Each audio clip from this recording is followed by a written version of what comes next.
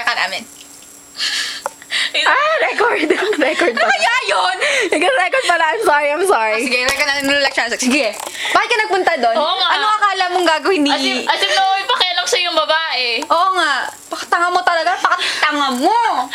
Alam mo ba, pinagsisales ka lang ni Imo? Yeah, that's what I said. Grabe. Pakatawan. Sabi naman niya sa akin eh. Oh, ano naman? Alam mo, sabi mo kay Imo, hindi ka Yeah, sabi mo. Dapat sinasabi mo sa kanya, apakalam ko sa babae mo. Hindi ka Marami din akong lalaki. Hindi nga na kailangan pa selosin ka kasi kahit saan duduwad ka. Aray ko! Repeat. Kahit saan, Tutuwad ka.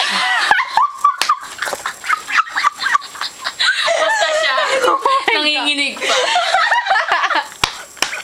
Hindi na.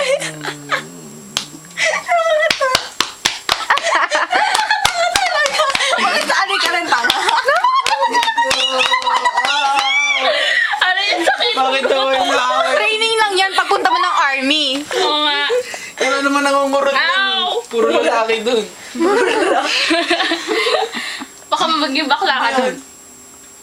Eh, tapos na ba? Ano? Oh, shit. Pati ka.